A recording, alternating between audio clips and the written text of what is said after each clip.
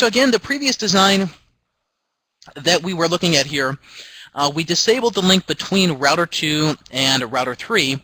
And with the previous AutoRP configuration we had with the rendezvous point on switch 2 and the mapping agent on switch 1, the issue was that the mapping agent messages would come into router 5's interface in the frame relay link, and it was not able to send them back out the same link in order to reach router 2. Now, one way that we solved this was just by skipping over the AutoRP on router 2, replacing this with the static RP assignment, but we still ran into the problem when the actual traffic flow for the feed was entering router 5's frame relay interface, it was not able to go back out that link. So the fix for that there, the combination of sparse mode running on the interface along with the NBMA mode feature allows the multicast packet to come in the same interface that it is going back out. Again, the incoming interface can be in the outgoing interface list only if it is running in BMA mode and the group is in sparse mode. Okay, now let's take this this principle here that we just looked at, and let's extend it now back into the AutoRP design.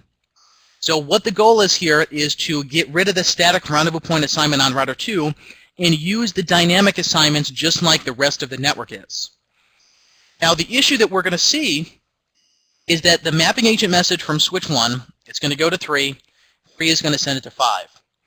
5 is going to receive this inbound, and it cannot send it back out the same interface unless what two things are true here.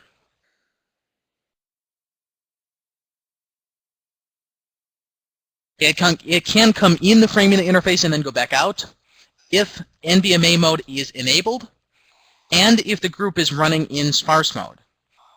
Now we saw that with this particular design where we are running just sparse mode on the links and we are running AutoRP listener. The combination of those two together is going to cause the control groups for AutoRP to run as what? Run as sparse mode or to run as dense mode? Okay, let's take a look at the command line on router 5.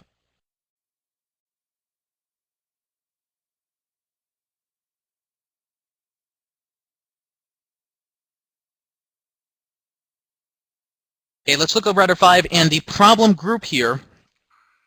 If we look at the show IPM route for 224.0140, that's going to be the control group for the mapping agent.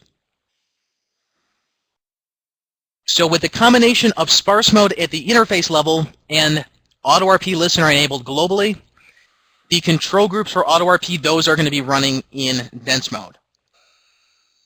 So we can see that the incoming interface is serial 0/0. It means that in the outgoing interface list, we cannot also have this interface. Okay, the only time that that can be true is if the interface is running NBMA mode and the group is sparse at the same time. Now we already do have NBMA mode running at the interface level.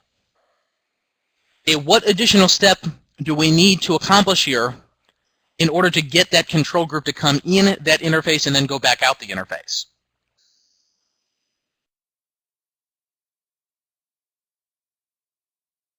Okay, we're going to have to force this group somehow to run in sparse mode as opposed to running in dense mode.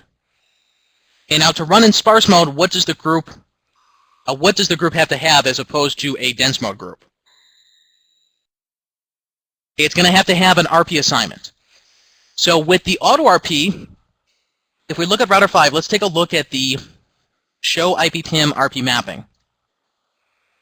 It says that there are two ranges here that the rendezvous point can service. The rendezvous point here is 150.1.8.8. It can service the 224/8 and the 237/8 range. Now the control groups fall into what range there? Okay, the control groups are 224.0139 and 224.0140. So technically, they already are in that range that is supposed to be serviced by the AutoRP. But when we look at the RP mappings, if we show IPPM RP mapping, and we say for the group 224.0139, even though it maps to that particular rendezvous point, both for 39 and 40, When we looked at the routing table, it says the group is running in dense. So AutoRP listener is overriding this behavior of where it should be running in sparse, we're forcing it to be running as dense. Okay, so first thing we need to do, we need to get rid of AutoRP listener. Okay, let's just say that on everybody. No IPPIM, AutoRP listener.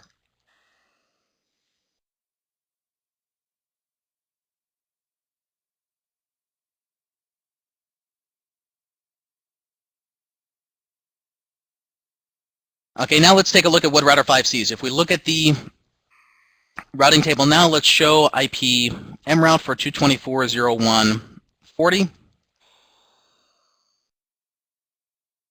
It says that the group is dense, but now since we removed the AutoRP listener, we don't know about the S-G entry.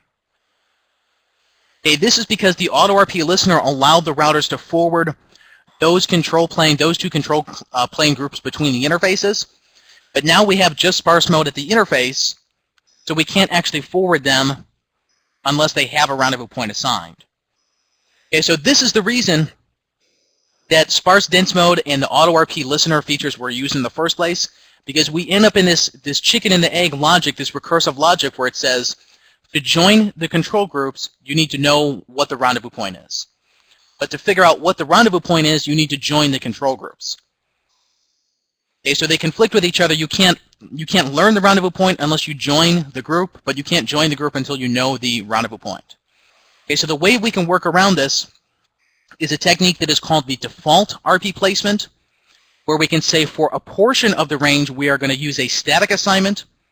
For another portion of the range we are going to use the AutoRP. And now the AutoRP announcements or the bootstrap router announcements, either AutoRP or BSR, those are automatically going to override any of the static RP assignments that we have. Okay, so what we could do here is, let's say on router 5 that we have access list 2 is going to permit 224.0.1.39 and 224.0.1.40.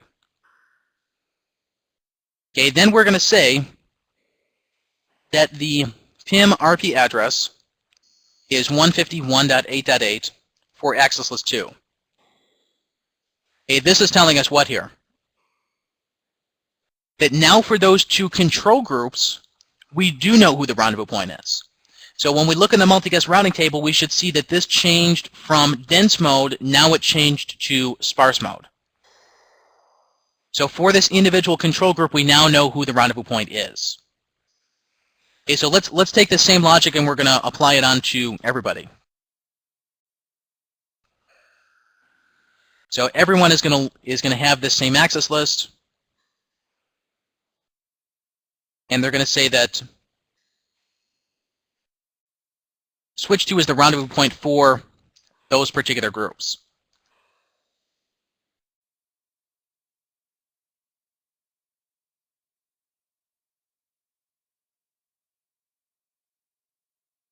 So if we take a look on router 5 now and look at the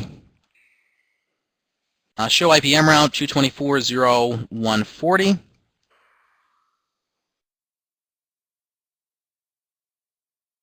it says now the group is in sparse mode, and what has changed here with the outgoing interface list for that particular group? It says when we receive the mapping agent message in from switch 1, it's coming in where? It's coming in the framing link, serial 0/0. We can send it out the loopback, we can send it out the LAN segment, but now we can also send it back out the same interface. So it came in from router 3, we can see that's the reverse path forwarding neighbor. It came in from router 3 on the frame relay, we can send it back out the same link, but since it is going to a separate neighbor. Okay, MDMA mode here now is allowing us to take the feed in, turn around and send it back out the same interface because it's coming in a different layer 2 circuit than it is going back out.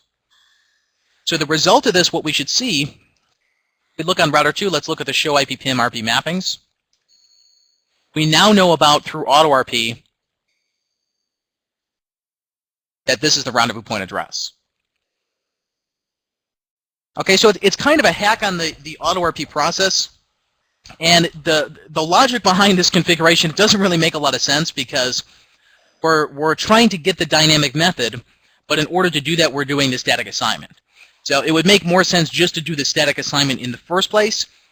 But the key here is to show exactly what the control problems you could run into with AutoRP are.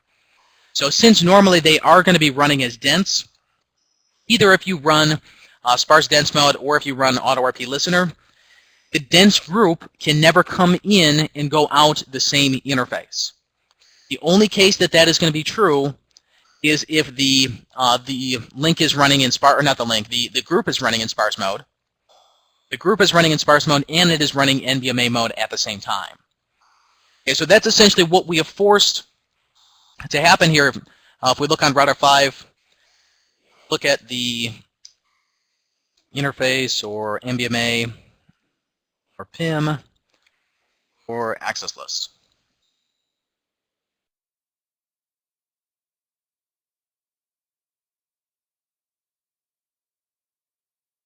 Okay, so we're saying here at the frame relay interface level, we are running NVMe mode, okay, along with sparse mode.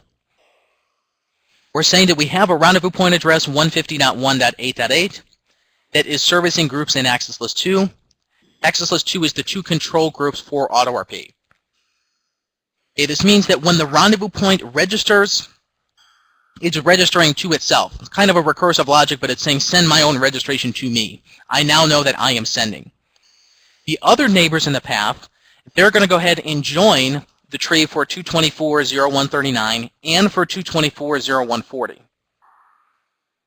So if we take a look at switch 1, who is the mapping agent, we show IPMRound for 224.0.139. Okay, that's the mapping agent, or no, excuse me, that's the candidate RP itself.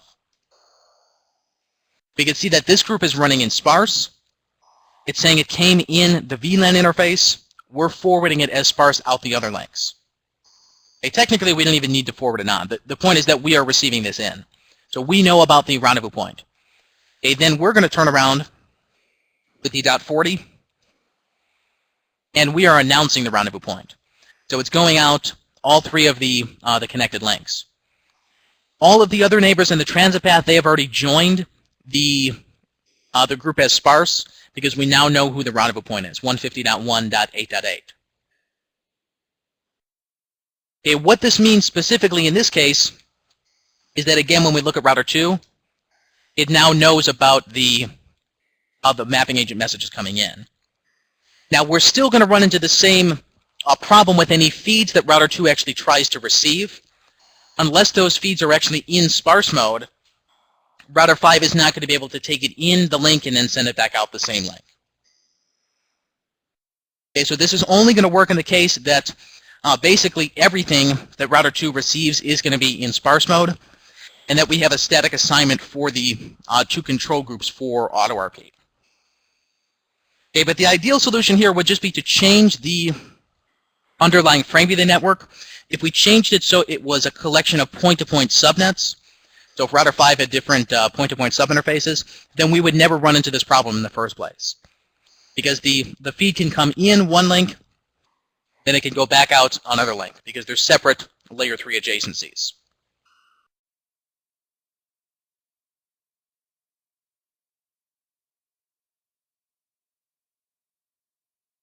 Okay, any questions up to this point on the solution with the default RP placement?